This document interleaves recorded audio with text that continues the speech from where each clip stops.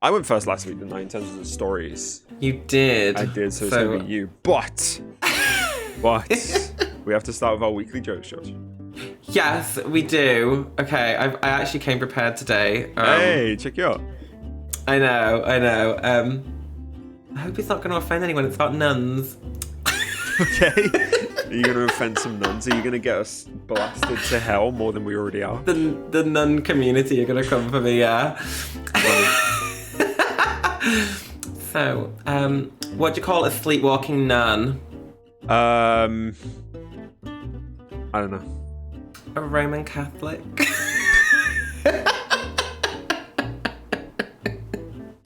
Wow.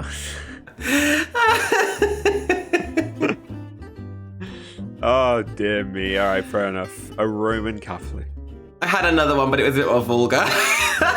Okay. No, you got to maintain that wholesome gay energy, remember? Exactly, yes. The wholesome homosexual. Rebranding. Right. Here's my one for you. You ready? Yes. What sound does a witch's car make? Hang on. I want to get on the road like broom broom. It's broom broom. It's actually! Stop! Broom broom. Oh my god! Oh, you actually got it. I'm so sorry. No, honestly, that made it funnier because it was like you went down the most ridiculous route you could think of and it turned out to be correct. So I think that's substantially funnier. Welcome to the Positive Anything podcast with your hosts, Aaron and George. We hope you enjoy your weekly serotonin boost and don't forget to follow and subscribe. Oh my goodness, I was reading up today because I like to see what's going on in the world sort of on the day that we record it. Did you know it's National Donut Day today? Oh, what do you mean it's National Donut Day? It's National Donut Day! Oh, does that mean I get free donuts? 3rd of June. No, you don't get free donuts. You get to go and buy donuts. Yeah. Oh, yeah. Also, so one, it's in the United States only, which doesn't help us. Oh. And two, that's just like capitalism at its finest, isn't it? They basically just named the day National Donut Day. They don't give you anything. They just go, okay, yeah, come and buy a donut. It's like, they could at least give a free donut somewhere. That's outrageous. Right? And it was also because there's a few days. I don't know how a day can have more than one national day, but apparently it's also National Chocolate Macaroon Day. Not the strawberry ones, the vanilla chocolate. National Egg Day. Oh, that's right up my alley. Again, United States, George. Right, UK National Day. When's the UK National Egg Day? I don't think there is one. All right, National Day calendar. Let's see what's going on in the UK today. Okay. It's National Repeat Day. Yeah, I did see that, but I didn't really understand what it meant. As in, like, you just repeat yourself? Okay, so this is what it says. Observed on June the 3rd, National Repeat Day could be an opportunity for some and a bad omen for others. Repeating a foot massage or a day with a dear friend would make this holiday special. Repeating a root canal or Hurricane Katrina are not suggested for this day. Oh, I see. So whatever happens today, you're going to be repeating, i.e. the podcast. So we're just going to be recording it twice? No, as in it means that you're going to be repeating it. This sounds as stupid as opposite day. Do you remember when you were in school and you'd be like, it's opposite day today? And then someone would be like, well, actually, that means it's not opposite day today. And oh my God, you used to get into such existential conversations about whether or not it was opposite day and how you would say it's opposite day. I feel like you were the kid at school that would run up to people and do pinch punch first of the month. No, I was the kid in school sat on his own in the corner reading a book. I didn't have any friends to go pinch punch, right? Oh, that is sad. Well, I mean, look how far you've come. You're, Now I have friends to pinch and punch. Yes, let's go. By the way, just circling back, some of the things you can do for National Repeat Day. You can repeat your children's names twice. You can call your mom twice and tell her the same things in the second phone call. What? All right. You can wrap the same gift twice. It doesn't say unwrap it, by the way, so you just have 2 layers of wrapping paper. Oh, that's quite fun. And you can say thank you twice. So you just, you're getting a coffee from the local Starbucks and you go, thank you. And that's how you do National Repeat Day. I would like to go and just acknowledge the fact that America gets all these really cool ones. Like, now they're all out there buying donuts and we get to call our mothers twice. Like, Who the hell really? came up? Who the hell sat down and went, do you know what we need? We need a National Repeat Day. I don't know. Oh my days. Anyway, Yeah, that wasn't my first story. That was just something I was reading that made me laugh. yeah. So George is starting with our stories this week. We are already 5 minutes in. We haven't said a single story. So shall we get started? We shall. My one's actually quite a quick one, so that's not a bad thing. So right. My first story is going to be a bit of an ego boost for a lot of people out there. So hopefully you can go to work feeling good about yourself. Is this like when you told me that I was going to get an ego boost when the bald men were making their cases? And it turned out we went in the opposite direction.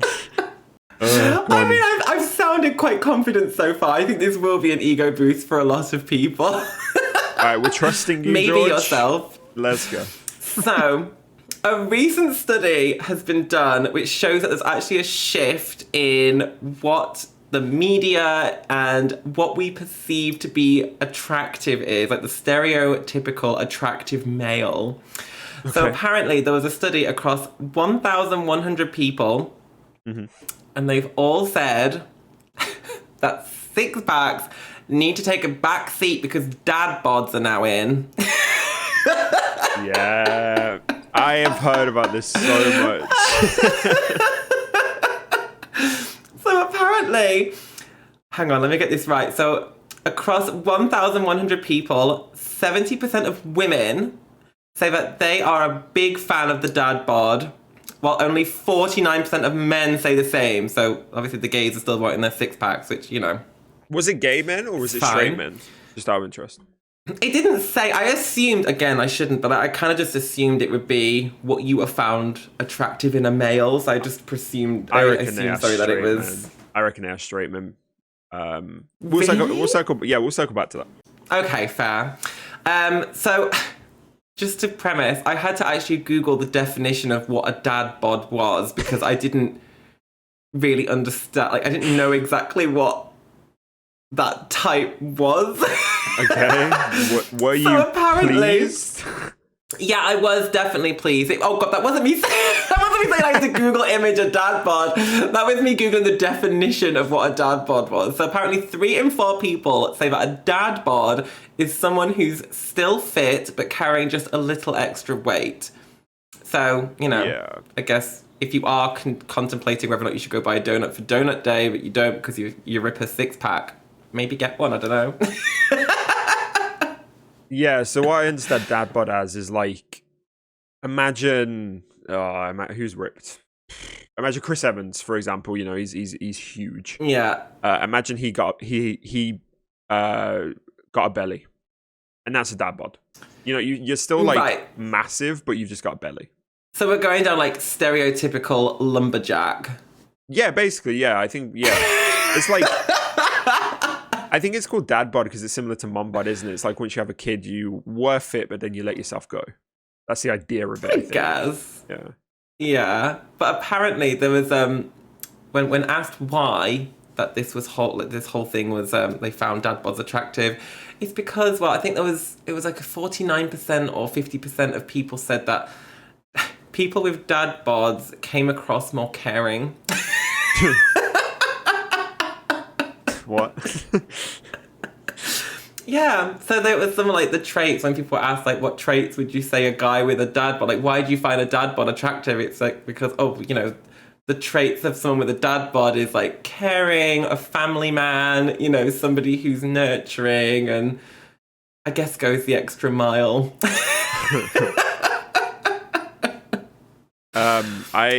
Which I don't know if that's true. I think I would agree, to be fair. Like, I think I always thought that the reason people found those attractive was because, like, you know, they obviously take care of themselves to an extent, but they're also not against having a pizza. So it's like, Yeah, I can see that. you know, it's this idea that like they take care of themselves, they care about the body, but they're also not strict like people with six packs are probably strict, you know? Yeah. I'm just thrilled that I don't have to get a Ripper 6-pack. Like, that's like a lot of effort. I mean, I don't mean to point out the obvious, but you're not dating women anyway, so like... Oh, that's true, and only 49% of men say that say that dad bods are attractive.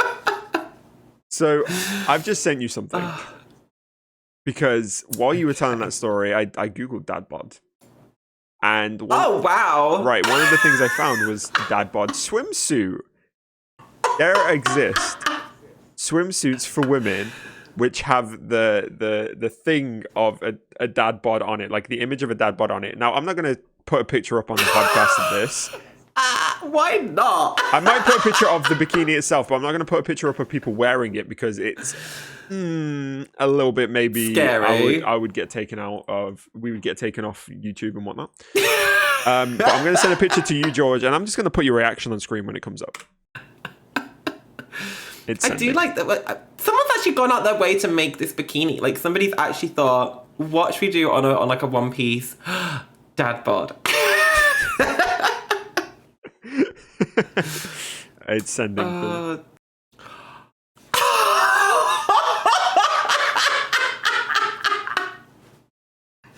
Okay, if you are driving or if you are doing anything, you need to pull over and Google image this. This is amazing.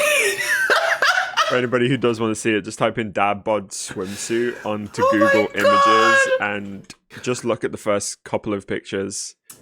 I mean, she's so tan. Why is that what you're noticing?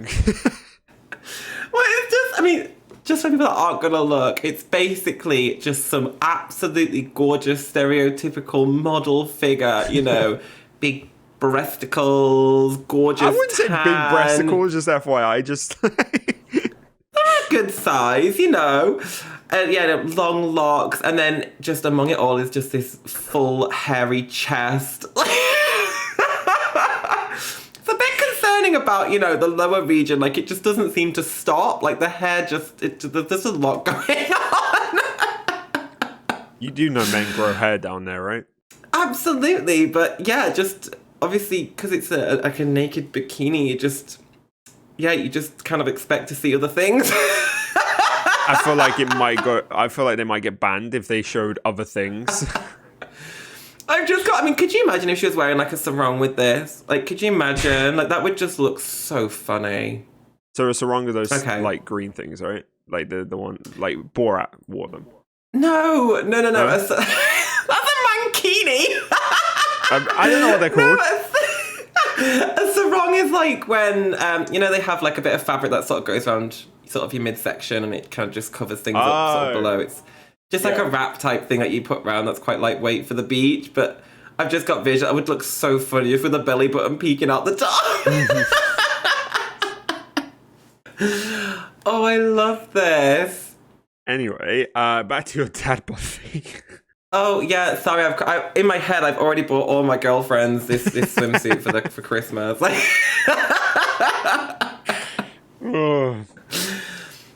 so yeah, that was my story. Just if you have a dad bod, just go and strut your stuff because people find you attractive, babes. So I have, I've noticed recently that there has been a shift in how people are seeing this idea. Because, like, I think with the whole rise of the superhero genre of films, we're kind of used to seeing, like, typical powerful, quotation marks, male bodies as being, you know, like Chris Evans, Chris Hemsworth, you know, those really ripped bodies that are typical superhero. Yeah. But a lot of people who are now, like, getting into the Marvel universe are now speaking out about how much they hate those bodies. You know, like, the men who actually have to get those bodies are talking about how unrealistic it is, and I found that really interesting recently because a lot of men are talking about how it, you know, it's not actually feasible for that body to be upheld for life, you know. Well, it's just time spent away from your loved one, isn't it, trying to achieve that ripper body. You know, why do that when you could just have a pizza or something, or go out and cut a tree down or something? You reminded me of. Have you seen the TikTok account of that woman who says like ridiculous things? Like, if your boyfriend has this, he's cheated. And then Yeah. Have you seen her? So like one of them she did was like, he's cheating if he has balloons. Who he planning to pop to? Like, who he planning to pop on or something like that. And it just reminded me of that, of like, oh, he's cheating if he goes to the gym. Why are you not spending time with me? Like, just pure energy. This is it. So yeah, well, I just thought, I read that and I thought that's going to boost a lot of people's egos. If they're feeling a bit self-conscious, own it, babes, because 70% of women find you attractive. Only 49% of men, though. Straight men still have this idea of what a man should look like, you know? Very superficial, apparently, but yeah. Good for straight men. Good for straight men. Well done. You're still not quite getting it, but that's okay. Oh, dearie me. Last week we were talking about segues. I can't segue from that. So I wonder why. I'm just gonna move on to my first story. So George, we're moving on to talk about fossil fuels. Very different from what you were just talking about, but you know. So this is quite a big story that dropped this week, and you know, I think it's something that people should definitely know about because it could be quite big. So fossil fuels have long been in contention over the past few years due to their impact on the environment, their lack of sustainability, and most recently, the unpredictability of being able to actually reliably source them. You know, this is due to the conflict in Ukraine, has shown this kind of thing. And campaigners around the world have been pushing for a move to clean and renewable energy sources for a very long time. Things like wind farms and I don't know what it's called, hydro energy, that kind of thing. You know, renewable energy that can, as the name suggests, be renewed. We don't have to rely on the sources that we can find in the earth or mine it or stuff like that in order to actually produce energy. And it would seem now that some of the larger countries in the world are actually finally making the pledges to fund these moves. Oh. So last week in Berlin, the G7 countries met and made an agreement to stop funding the development of fossil fuels overseas. And in case anyone is unfamiliar, the G7 group consists of the United Kingdom, the United States of America, Japan, Canada, France, Italy, and Germany. So like the wealthy ones, is that where we're going with Some this? of like the wealthiest countries in the world, yeah. Like not all of them, obviously, because there are some obvious exceptions to that. But some of the wealthiest, biggest countries in the world. Yeah. So what does all this mean? Because obviously it sounds a bit confusing and a bit technical and all that kind of stuff and fucking just acronyms everywhere. But basically what this means is that starting in 2023, the G7 countries will no longer use taxpayer money to fund any oil, gas, or coal projects overseas. And on top of this, the countries also agreed to phase out emissions from their own domestic energy industries by 2025. It's quite big, to be fair. It's quite a big thing. But what's going to be there instead? What do you mean what's going to be there instead? Clean energy, fam. What, so they're going to investing more in like solar power, wind farms? Yeah, so to give you the full like that. To give you the full picture before I explain like what they're going to move on to, and this isn't fully positive, but I do want to talk about it because it gives the full image. I don't want to leave anything out for the sake of just saying I learned about them. So the agreement that they've made won't stop private financiers within the countries from funding the projects overseas. It might not stop money going to projects that are currently already in motion. So anything currently happening will still probably happen. And it doesn't stop development on fossil fuel projects happening in the countries themselves. It's just only overseas countries. Right. However, it is still a big win for ending fossil fuel usage. So you asked, like, where does this go? Well, experts have estimated that the deal could move around £26 billion, which I think is about $34 billion, a year towards clean energy projects, which are not only better for the environment overall, but also provide a larger sense of security, especially in the confusing times we have. So these are projects like installing wind farms, building maybe hydro dams, all that kind of stuff. Solar energy as well is going to be a big one. So maybe increasing the amount of solar panel farms that we find, or making solar panels more accessible for the average household to have. Yeah, that's really exciting. So they're what, they're trying to phase out basically as using fossil fuel essentially. Yeah, fossil fuels also, as well as being unsustainable and unreliable, they also contribute massively towards global warming. And there's been a lot of science that's come out recently that says that we really need to start cutting back on our fossil fuel usage, or we're going to be, we're going to reach a point that we can't turn back from, etc., etc. And this kind of thing could really help us push away from that mark of not being able to turn back, which is really good. Gosh, that must be a massive project though, because they've basically got to give the whole country electricity. Yeah, without using fossil fuel. That sounds like a big project.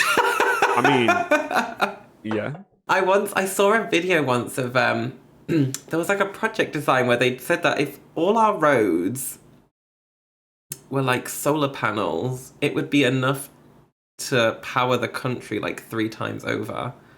Isn't that crazy? That's like if really all I had to do yeah. is just like turn the roads into solar panels, like if we were just driving on solar panels.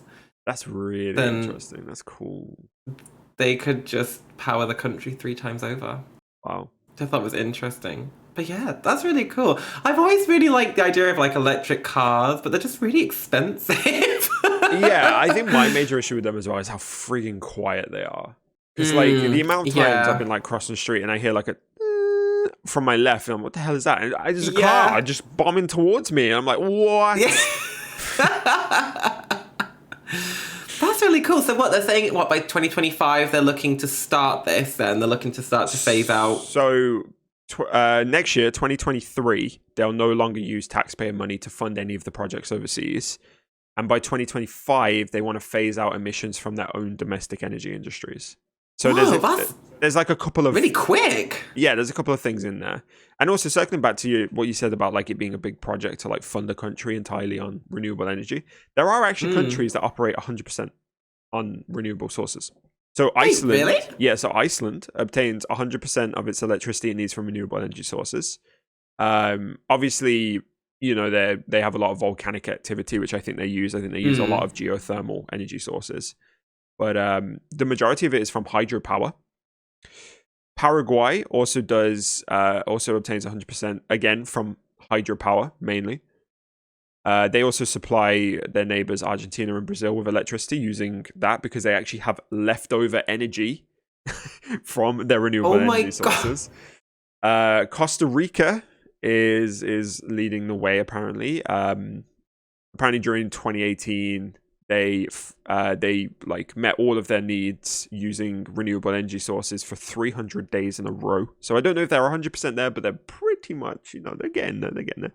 They used hydropower, geothermal, biomass, wind, and solar. And then countries that are currently generating more than 90% of the electricity they use are Ethiopia, Kenya, Namibia, Norway, Tajikistan, I've never heard of that country, and Uruguay. Oh my gosh, that makes me feel awful. We're so behind. We're so behind. Yeah. Oh, that's really good though, to be honest. I'm a big advocate on green energy. I don't agree with sort of fossil fuels and things like that whatsoever. I think, I feel like I don't understand how every building doesn't have solar panels. Like I don't have them myself, but I don't understand how every building doesn't have them. The sun isn't going anywhere. Like I think it's because all have solar panels. It's expensive to put in, isn't it? Yeah, but like you see it when you go to places like Spain and that. Like the countries that are like sunny all the time and there's no solar panels. Like where are their solar panels? They should be just having solar panels. I guess they're quite a new technology as well, so maybe they just haven't made their way onto like the rest of the world. But also to call out, by the way, I'm going to call out the countries that are the worst when it comes to fossil fuels, because there's data which shows who's most reliant on fossil fuels. So the most reliant country is Singapore, who has 98% reliance, which is crazy. Holy shit! Australia is then the second worst. They have 93%. And then South Africa Australia? Yep. And then South Africa is third with 91%. And then in fourth and fifth are Luxembourg and the Netherlands with a joint 90% reliance. These are shocking to me. Like, the countries that I thought would be more reliant aren't even in the worst five. Like that. No, yeah. So the UK and the US crazy. and that, yeah, we're actually not doing too bad, I guess. Norway is apparently the best country in the world. I find that baffling that Australia is on there. Like, I thought Australia was very, like... I don't know, I had in my head that they're so green. Just because their country's so beautiful, I guess they want to preserve it. Do you know what I mean? Like... I don't know. That's crazy. If you wanted to know where the UK was, because this study did the top 20 countries... Guess where the UK is. We are in the top 20.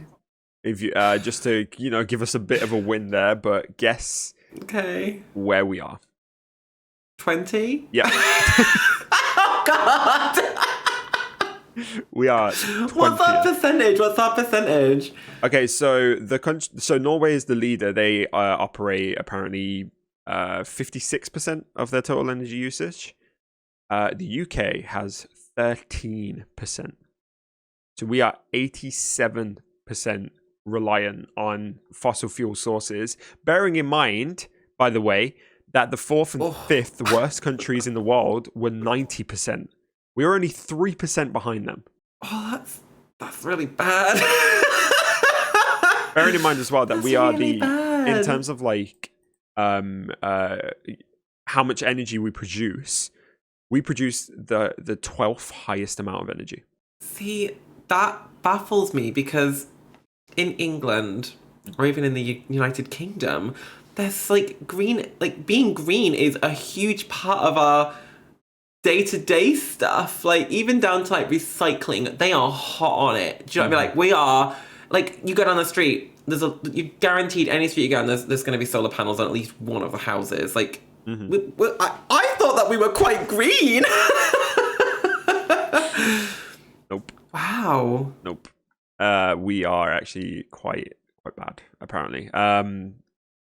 Interestingly, the country that produces the most energy in the world is China, which I guess if you think about their manufacturing industries, that probably makes sense. What, as in the most energy, green energy that they're producing? No, just the most energy. They require, they produce and require the most energy to run China.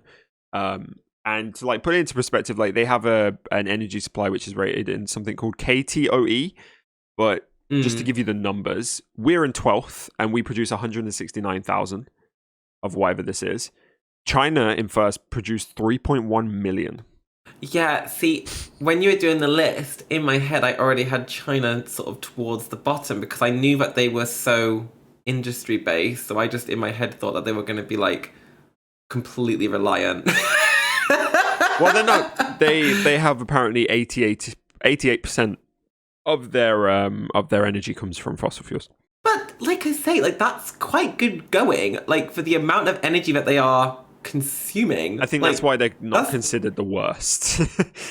That's quite good though. Yeah. It's not great, obviously, by any account, but it's not I'm more embarrassed that we're so low, to be honest.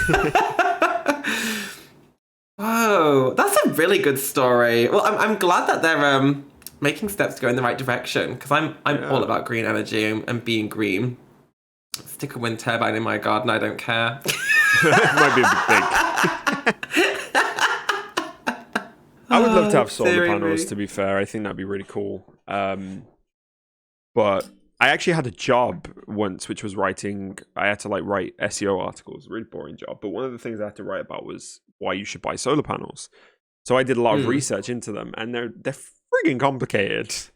And they're expensive as well. They're 20 grand to cover your roof. Complicated. You if your house doesn't face the right direction, you can't get them. Yeah. As well, it's a big part of it.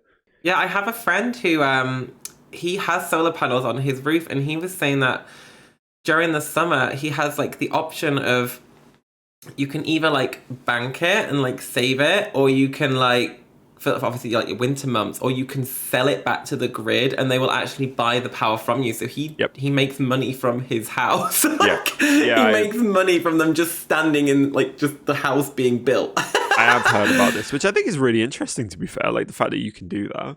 Yeah.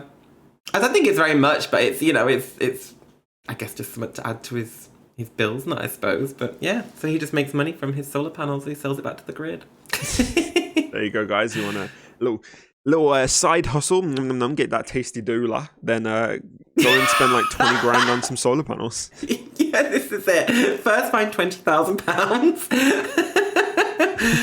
Oh dear. Oh no, that's fab though. So have they said what they're doing first at all before 2025? Like, is there what? Well, the first one is to obviously stop the reliance on overseas. Yes. But I mean, there's a bunch of things that are being promised. This was just what came out of the G7 meeting in Berlin. But yeah, those were like the biggest takeaways. I mean, there's probably more if anybody wants to look into it, of course. I suppose it's quite early days at the moment, isn't it? To sort of say they're going to build 84 wind turbines here.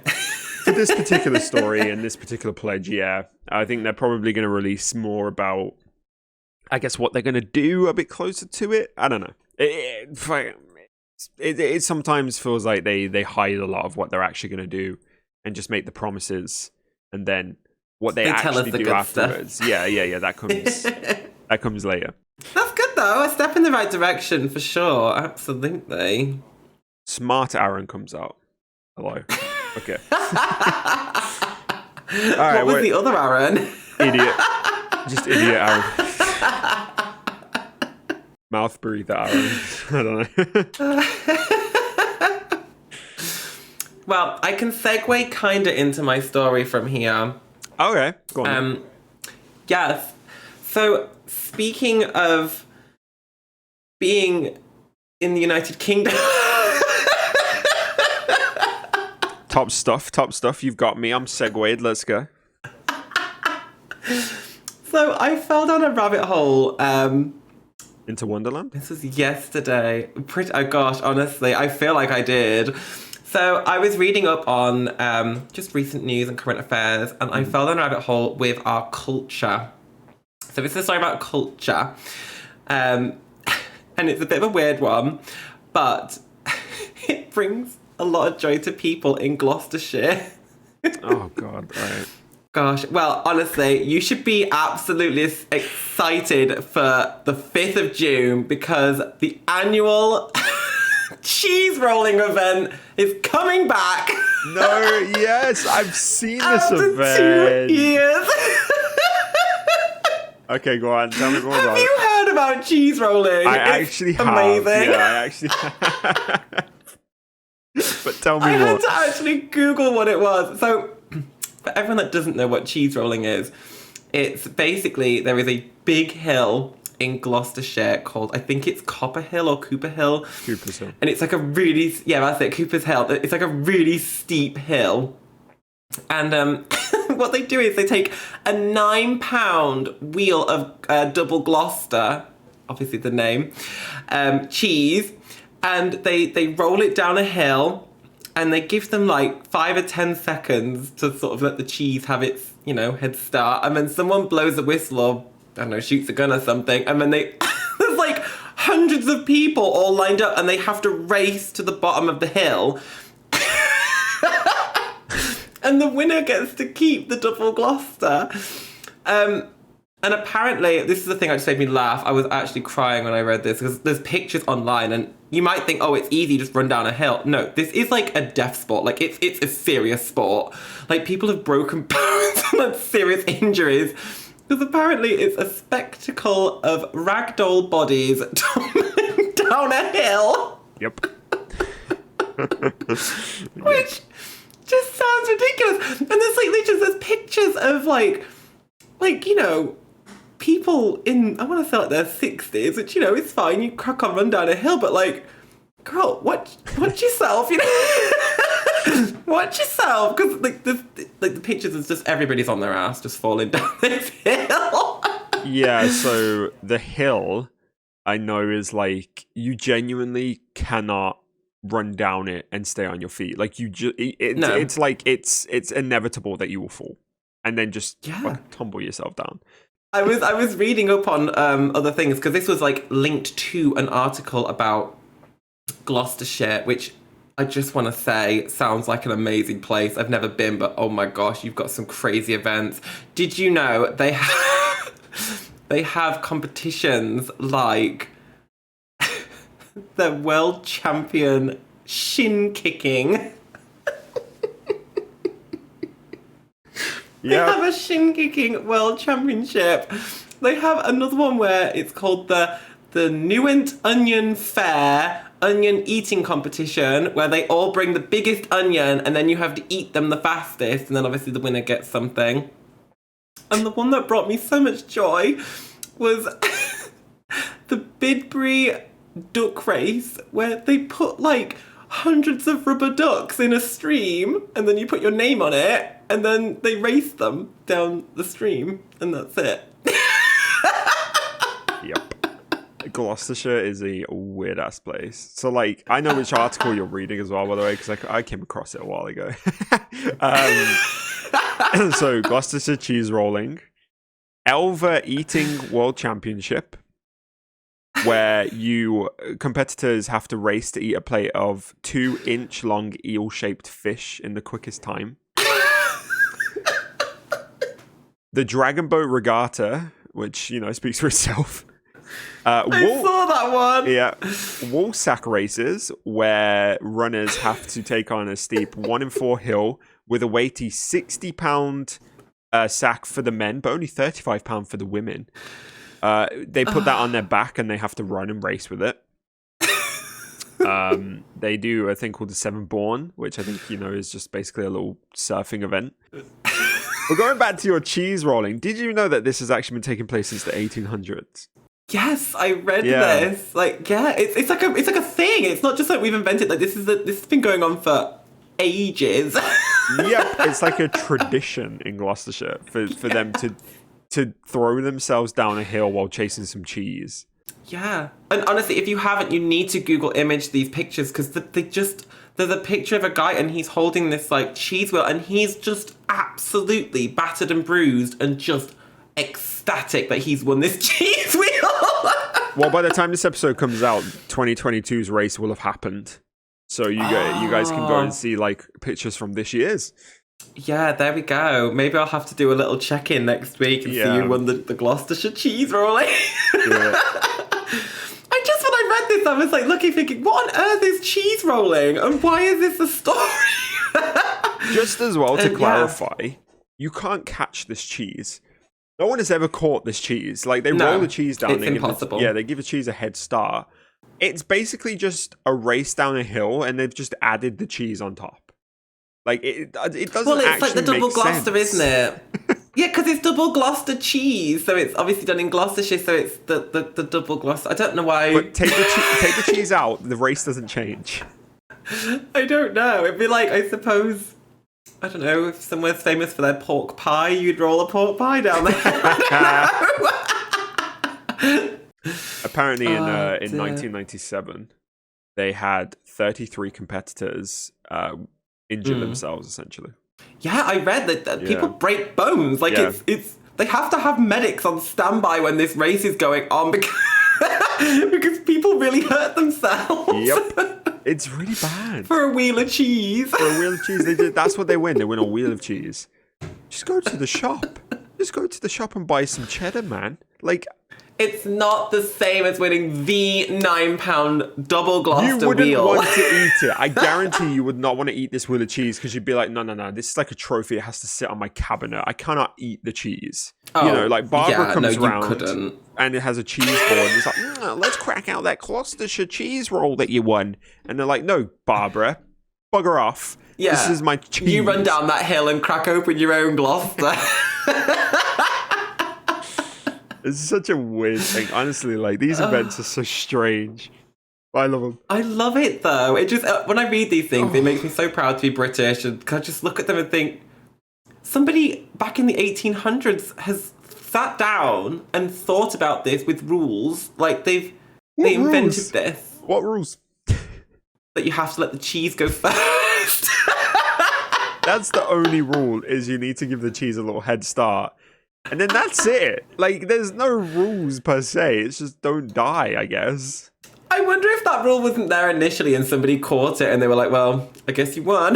Literally, like, it rolls, somebody just dives forward and catches it, and they're like, oh, well, that was quick, wasn't it? I guess we need to... That was a quick one. Yeah, we need to change that a little bit, I guess. Until next year.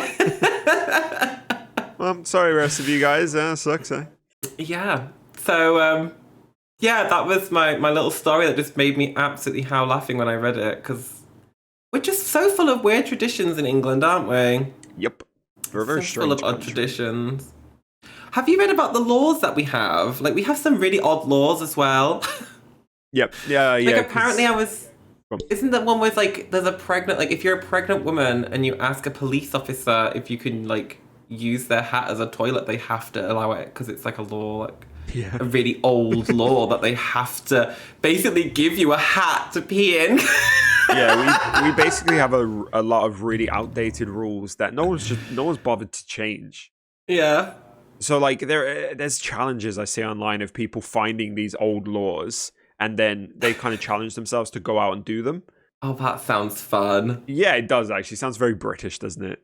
Yeah. There are many as well. There's like I don't know. It's a really weird thing. Like, there's so many you can get into. That's a whole different podcast. We should create a podcast where we just each episode we break down one of these laws and what you can do with it. Yeah, the anything positive digression. Yep, let's go. Oh dear. Oh gosh. So yeah, that was my little story for today. I like it. I can't segue again. I can't segue. Do you mean yours doesn't involve cheese? It doesn't. I mean, it might. These people might have eaten some cheese, but I don't have the facts to segue that. So for this next story and the final one of this week's podcast, we're going to the highest point in the world, specifically the summit of Everest. So you can see how I literally cannot segue. There's no one tumbling down Everest in this story, like in the tumbling down the hill in Gloucestershire, thankfully. So no segue for today. Anyway. Speaking of hills, yeah. There you go, actually. Oh, that was so good. Well done, Joe. I gotta give you that one. Fucking. Speaking of hills, we're going to go to the biggest one in the world for this next one. Here we go. Now, George, let me ask you a question. How many people do you think have successfully scaled Everest and reached the top? Oh, like the very tippy top. Yeah, the summit. Oh my goodness. I can't imagine it being very many. Maybe 5? 5? I don't know how many people it takes to get up there. We're going to move on. Okay, maybe 20? I don't know. According to OutsiderOnline.com, since 1953, approximately 6,000 people have managed to conquer that challenge. Oh. You were a little bit off. All right? I'm really underwhelmed now. Underwhelmed? You were saying 5. 6,000 people have done it.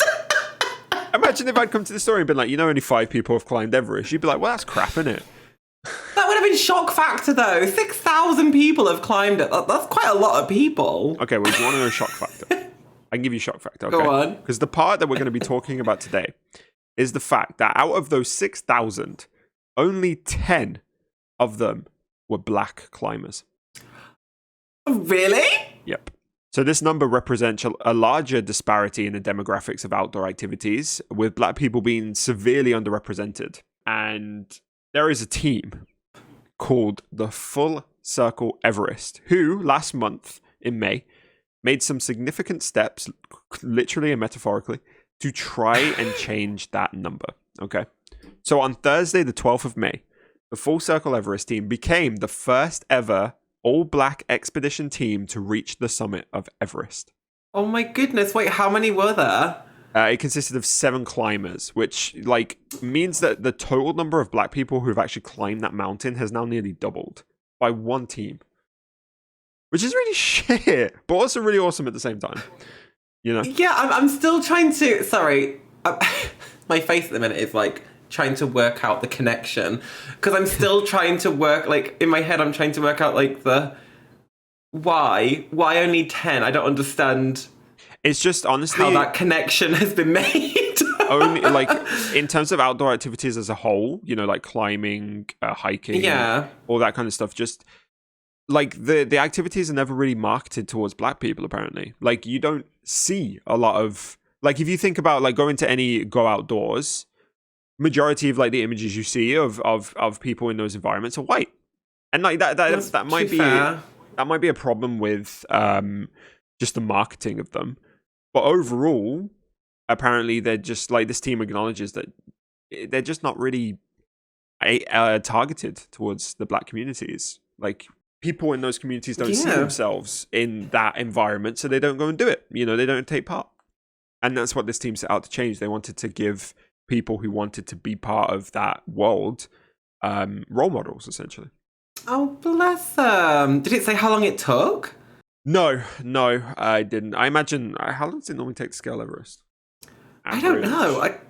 This is a topic I know absolutely nothing about. Everest. Like, I haven't even seen the film Everest. Whoa! Okay, so most expeditions to Everest take around 2 months. 2 months? So, considering this was last month, they're actually probably still walking down. Okay. Okay, my immediate brain has gone to, like, food. How does somebody pack food for 2 months as well as all their camping stuff? Like, how is that? A lot of dehydrated stuff, I imagine. You know, a lot of that kind of stuff. I don't know. I've not really looked into all that kind of stuff. That's a whole separate conversation of how That's long really take, scary, though. 2 months? Yeah, 2 months is the standard. Apparently, the average is 6 to 10 weeks. Because I knew that you had to obviously use like breathing tanks and stuff when you get to like a certain altitude, don't you? Because obviously you can't breathe when you get so high up because the air goes really thin. But they do actually have to take oxygen. Crazy. That is crazy. 2 months, and that's cold as well. That is going to be freezing. Mm-hmm. Wow. So it says, if you're interested in climbing, this is from a Explorer Passage website. It says, if you're interested in climbing up Mount Everest, then you would need up to 3 months to make the journey. It takes 19 days round trip to trek to and from the Everest base camp. And then once at the base camp, it then takes an average of 40 days to actually climb to the peak of Mount Everest. Oh, I see. So they've got like a camp sort of in the middle that you can get to. At the base of the mountain, yeah, they have a camp. Oh my goodness. And then it's 40 days from that camp up to the top. That's wild. So they're probably still coming down. But anyway, go back to the team. My mind is blown away right now. Going back to the team. Because I think they say it best. On their website, they have a quote, which I've taken, and I think like they say best what their goal is. And they wanted to, this is a quote, showcase the tenacity and strength of these climbers and highlight the barriers that continue to exist for Black communities in accessing the outdoors. This historic event will inspire the next generation of outdoor enthusiasts, educators, leaders, and mountaineers of color to continue chasing their personal summits. End quote. Oh, that's really nice. Oh, yeah. Bless them. I mean, that must be such a sense of achievement to climb the tallest mountain on the planet. Like, yeah. And not only wild. That, but to to kind of pave the way for future people like you to do it. Yeah. Yeah. I think that is incredible. We should get Aaron up there. Why? Because he's also paving the way, isn't he? He's sort of trying to. Are you talking about Aaron Fotheringham? Yes. Oh, I thought you were talking about me. No. But yeah, oh my God, that's crazy. Good for them. Good for them. I mean, I can't say I'd want to climb Mount Everest. But I mean, yeah, that must be a massive sense of achievement. Yes, 100%. Like, I mean, they're not here back yet, I'm guessing, but yeah, huge achievement. I'm still curious if the top of Mount Everest is a point or if it's like flat. I mean, a bit of both. Have you ever climbed a hill? Have you ever like actually scaled like a big hill? Maybe when I was a kid. We used to have to do this thing because I grew up in Tenerife, so Obviously, they had a lot of volcanoes there. And part of our sort of physical education was we had to actually climb a volcano near the school. And yeah, so I've kind of climbed a large hill. So you know that they're not just like triangles that come at a point at the beginning of the top, right? Okay, good. For some reason, I think you're picturing Mount Everest as basically a big pyramid with like the pointed top. That's not how it works. Oh my goodness. That's really funny. Yeah, I kind of want to see what's at the top of Mount Everest now. I'd be really disappointed if there wasn't something. Somebody must have put like a flag or a pole or Apparently something. There's a lot of trash. Really? Yeah. That's really disappointing. Yeah. Apparently when you get to the top, there's a lot of just like old food wrappers, empty oxygen tanks, all that kind of stuff. Because people don't want to carry it back down once they're done with it, so they just leave it there. Oh my goodness. Can you fly to the top of Mount Everest? Can you fly up that high? Yeah, I would assume so. I mean, it's I think it's like 29,000 feet in the air, something like that. So That's wild. I'm assuming you can fly up, but I don't think anyone has. I'm not sure. To be fair, I don't know like the ins and outs of Everest. They should do a cleanup up there. That makes me so cross that they've just left all their rubbish up there. I think that's how I found out about it. I think there was an article about people who had like cleaned it essentially.